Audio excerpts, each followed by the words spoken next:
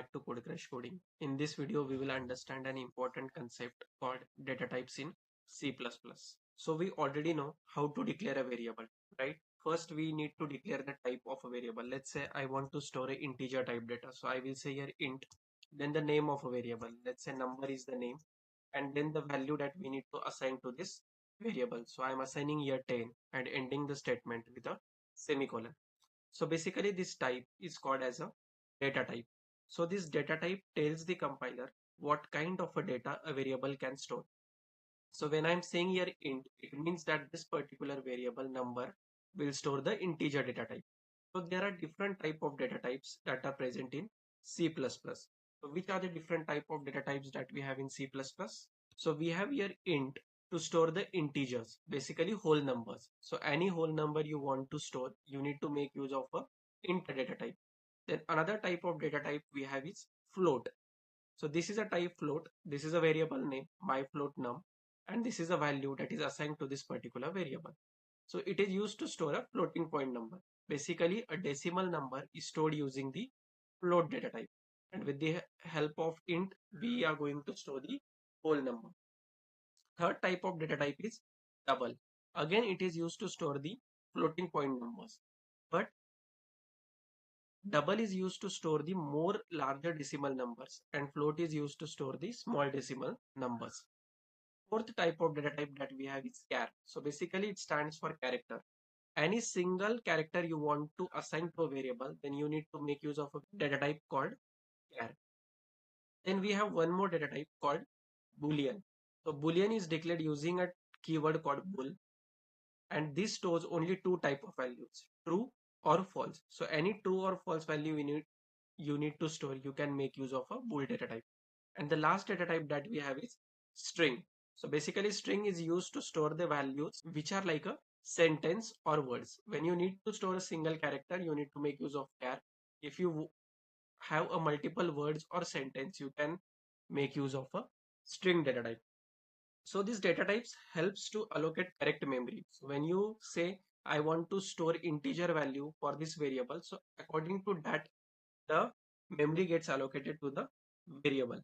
So let's see in our demo how to make use of all these data types. So here I have already declared one variable called int, right? So let me print it. So how to print it? With the help of cout, and then I will say a number and we will end it endl. Okay. Now let me save this code and run now.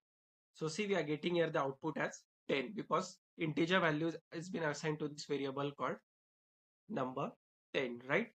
Now let's say if I store -10 here, so what will be the answer here? So will it be able to store this value? Let's see. If I try to run this code now, so see, we are getting here -10. So basically it is used to store positive and negative whole numbers. So we learned about the int data type. Now we are going to learn about the float. So if I say a float and if I assign this -10 value, so basically this is a whole number, right? Previously it was printing -10 when the data type was int, but I'm changing this data type to float now. So let's see what is the output here. If I run this code, so notice the difference here.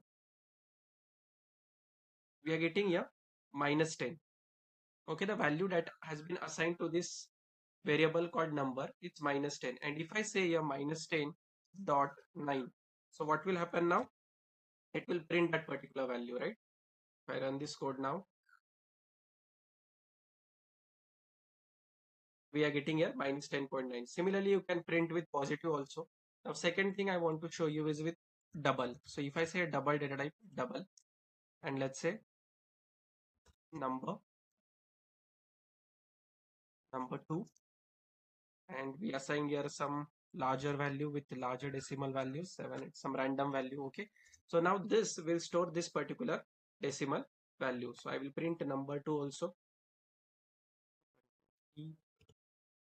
V, and let's print here number 2. Save it, run now.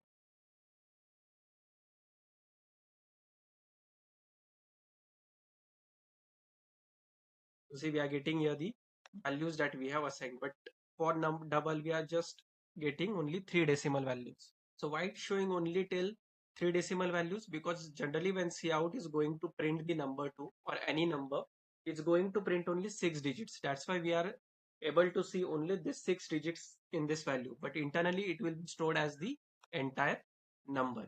Okay. Now, what if I change this double to an int value? And if I say here int and I am trying to print here the decimal number, right? Let me have only 6 digits here, 123.789. So there is no error, right? So there is no error here. If I try to run this code, if I run this code, let's see what output we get. See, the number is printed as minus 10.9, which is this float number, and the second number is integer one. And we have assigned the value as 123.789, but we are just getting 123 here because int will store only the whole number, right? Int is not used to store the decimal values. So only 123 will be stored inside this number 2 because it is of type integer. So that's why this decimal values will be ignored here. Now let's see about the char. So if I say, let me remove this integer values here. So I will remove this part. Also, let me remove this one cout statement also. Now, if I try to store a single character, so I need to make use of the char keyword. So char, and let's say my variable name is grade, any name you can say. And let's say, and it is the value that we need to assign should be enclosed in a single inverted commas. So I will say A. So let's say the grade is A. And if I try to print it, grade. Okay. Now let's see the output here. See, we are getting here the output as A. The only thing here you need to remember is the value should be enclosed into a single inverted commas. If I try to say here ABC, then what will be the output here? Let's run this code.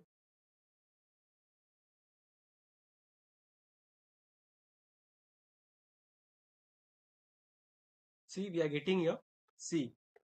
And there is a warning also saying overflow in implicit constant conversion. So basically you are saying here you need to store a char, but you are assigning the multiple values here. So only a single character will be stored. The last character has been stored here. So generally char is used when you have a requirement to store only a single character. The next we want to see is string. Let's see string before boolean. So let's say I have one more variable here of type string.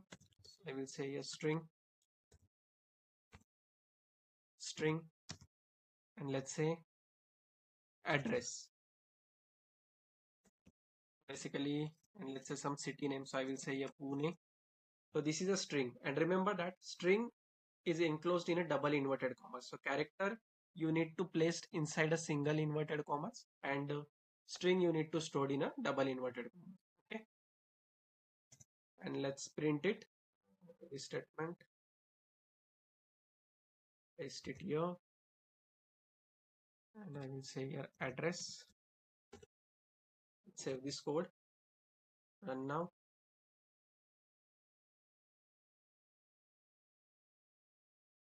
See, we are able to get the output as Pune because this is a string type. So if I store the string inside a character, then it will be not possible, right? Because character only store a single alphabetical character. Okay. Now last data type we need to see is a boolean. So boolean is basically used to store only two values which are true and false. So why we need it? So it is commonly used in conditions and decision makings that we will see in further videos why we need a boolean. So let's see the boolean also. So let me remove this character and string. So boolean is declared using a bool keyword, and let's say each past is my variable name, and I'm assigning the value as true here. Okay, so this is my value. Let me remove one more cout statement, and I will paste this each past here, and then I will run this code, and we'll see the output. So the output we are getting here is 1. So we have assigned the value called true. The output is printed as 1. Basically, internally, the true value, or whenever we assign a boolean true value to a variable, so it is considered as 1. So if I say a true, it will be considered as 1. And if I say a false, it will be considered as 0. If I run this code again, you will see the output as 0. See, we are getting here 0. So remember that whenever you assign a true value to your variable of type boolean, it is considered as 1, and whenever you assign the value false, it is considered as 0. So this is the overall overview of the different type of data types that are available inside the C++.